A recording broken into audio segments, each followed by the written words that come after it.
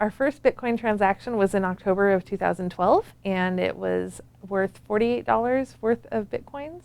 And now that is worth approximately $3,200 worth of Bitcoins.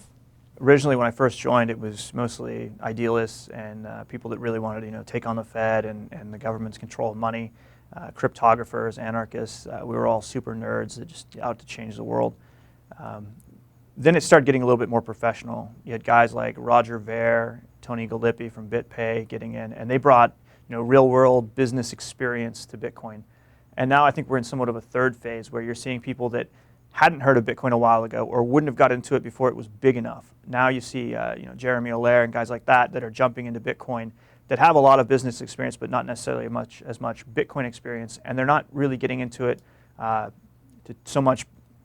for philosophical reasons. They're more getting into it to make a lot of money, which is fine as well. I love that I can take a Bitcoin in the United States and I could go to another country and I can still spend that currency without having to exchange it into the local currency first. So I think the benefits of taking Bitcoin are all the benefits of credit cards and all the benefits of cash without the downsides. So it doesn't have the chargebacks that credit cards do. It doesn't have the security issues like cash does with both employees and taking it to a bank and the traveling with it. One of the cool things about Bitcoin is it's okay to try to hack it. It's okay to try to break it. It's okay to try to steal it. The theory is that those will make the system stronger. It's more like from the Linux perspective, where breaking into Linux systems means that we can go and make them stronger against hackers in the future, that's actually a good thing, as opposed to, say, what's going on in the money system, where you'll get cops showing up at your door if you try to steal money. That's completely different, and I think that's one of the things that's going on now, is that Bitcoin is becoming stronger by being tested and pushed and shoved. For me, the number one downside to Bitcoin is all the conversation. I'm here to sell food, and we have the most delicious stuff in the world and the hottest, newest foods. And when customers walk in, I want them to pay in Bitcoin, yes, because I need to have their money in order to pay my suppliers. But I really want them to talk about chocolate and balsamic vinegar, not how they paid. So that to me is probably the number one downside.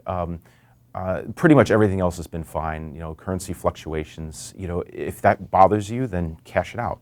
Issue that I worry about in Bitcoin, not as a current problem, but something that could develop, is the security of the cryptography. It's important that you stay ahead of the speed of the computers, because if a computer is able to crack cryptography, it can it can render the whole Bitcoin system useless, as well as any other internet security systems. So here's a physical Bitcoin, and there's a public key on the outside so you can check how much it's worth, and there's a private key on the inside so you can redeem it for 1 Bitcoin when you want to. We bought these when they were about $15, and now they're worth a little over $800. And here's a quarter. The only difference is that people decide how much they're worth, and that's true with just about anything. Something is only worth the amount that someone is willing to pay for it. Years ago, everyone looked at it and they said, this is a scam, or this won't work, or it's vulnerable to security threats, or no one will ever use it. And now it's, when people talk about Bitcoin, they say, okay, how do I use it? Or VCs say, hey, I'm looking for the right Bitcoin company to invest in. It's just the acceptance has really changed.